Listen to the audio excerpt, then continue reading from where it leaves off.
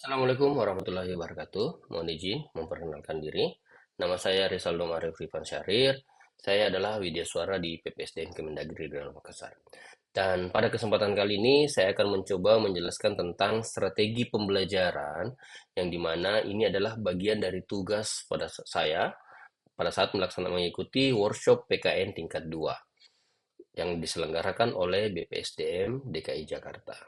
Dan untuk itu, saya akan memberikan gambaran terlebih dahulu tentang learning journey terkait PKN tingkat 2. Learning journey atau konsep yang digunakan untuk menggambarkan pembelajaran, di mana pada tahap blended learning PKN tingkat 2 ini, ada beberapa tahapan pembelajaran, diantaranya ada pembelajaran klasikal tahap pertama yang dilaksanakan di tempat penyelenggara, kemudian dilanjutkan dengan pembelajaran mandiri di tempat kedudukan peserta, kemudian dilanjutkan dengan e-learning, baik itu secara sinkronus maupun asinkronus, yang dilaksanakan di tempat kedudukan peserta, kemudian ada pembangunan komitmen bersama di tempat kerja peserta juga, kemudian ada pembelajaran klasikal tahap kedua yang dilaksanakan di tempat penyelenggaraan, dan berikutnya adalah aktualisasi kepemimpinan strategis. Nah, ini dilaksanakan di tempat kerja peserta atau tempat lain sesuai dengan kebutuhan.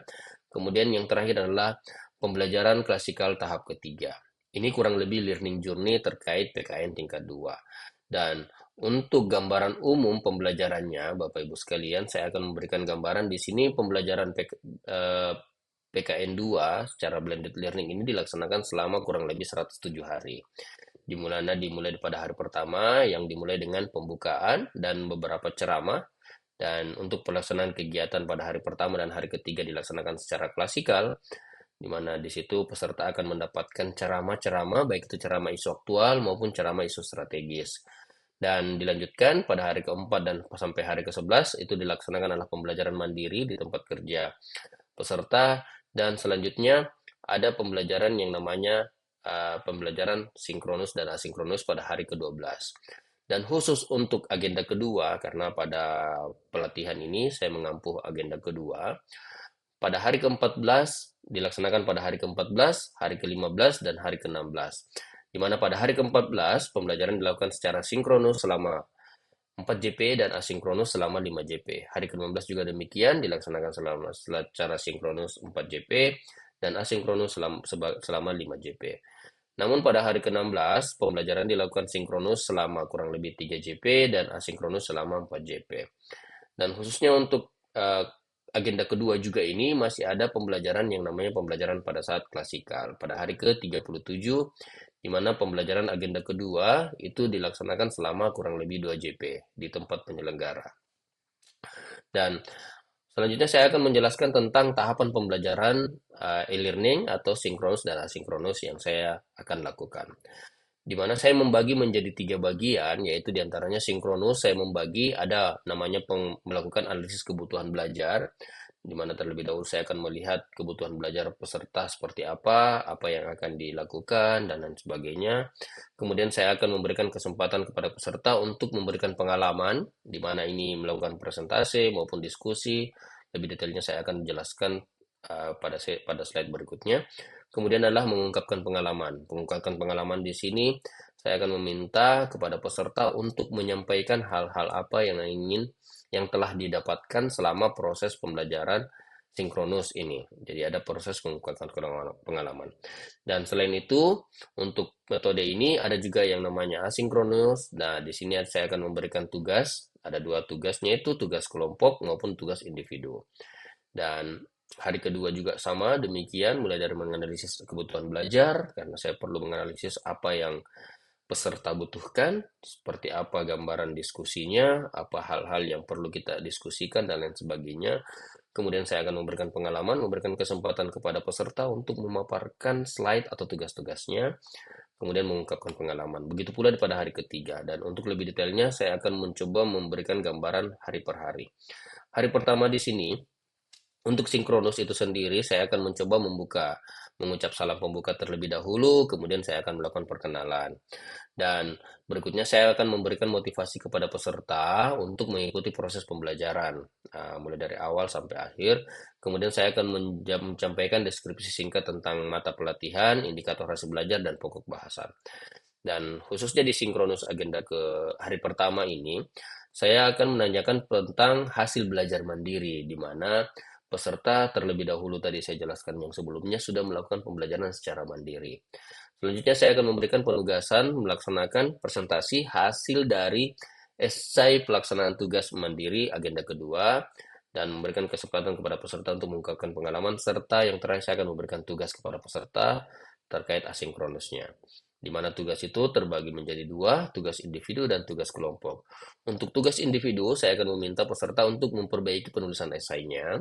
Kemudian untuk tugas kelompok, peserta dibagi ke dalam 3 kelompok. Nah, di mana kelompok memilih satu isu dari suatu organisasi.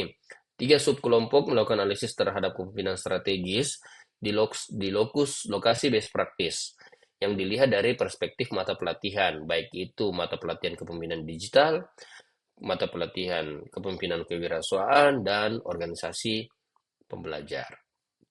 Dan untuk hari kedua yang membedakan dengan hari pertama adalah saya akan menanyakan hasil belajar asinkronus, di mana pada saat pembelajaran hari pertama tadi saya menanyakan hasil belajar mandirinya, namun pada hari kedua ini saya akan menanyakan tentang hasil belajar asinkronusnya.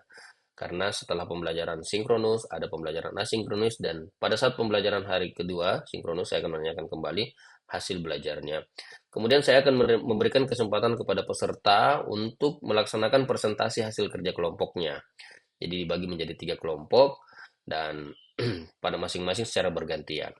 Dan sama, pada saat hari kedua juga saya akan memberikan tugas kepada peserta secara individu maupun kelompok.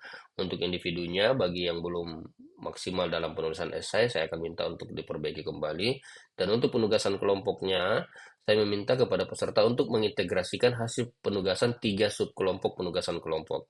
Jadi dari 3 kelompok yang sudah ada, hasil bahan paparannya diintegrasikan, disatukan untuk menganalisis terhadap kepemimpinan strategis, lokus best practice, jadi mereka menganalisis tentang kepemimpinan strategisnya, kemudian membuat rekomendasi strategi peningkatan kinerja organisasi menuju organisasi yang adaptif. Nah, itu dia untuk hari kedua atau hari ke-15. Nah, di sini pada hari ketiga, sinkronus, ada yang pembelajaran berikutnya. Saya yang membedakan adalah menanyakan hasil belajar asinkronus, Bapak Ibu sekalian. Kemudian saya akan memberikan penugasan melaksanakan presentasi hasil kelompok untuk satu kelompok. Karena tadi sudah 3 kelompok diintegrasikan menjadi satu, saya akan memberikan kesempatan untuk mempresentasikan satu kelompok.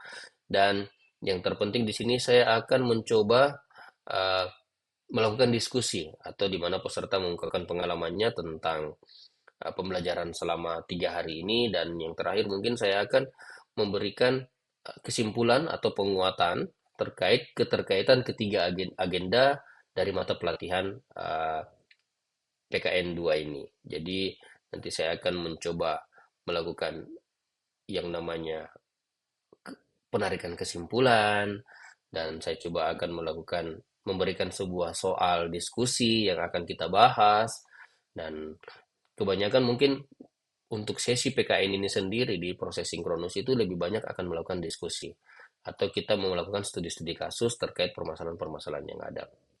Dan untuk asinkronus itu sendiri ada dibagi dua lagi, yaitu tugas individu maupun tugas kelompok, di mana tugas individu ini saya akan meminta untuk menyusun learning journey refleksi pembelajaran hari pertama, hari kedua, hari ketiga, yang paling banyak 2 lembar atau dalam bentuk video.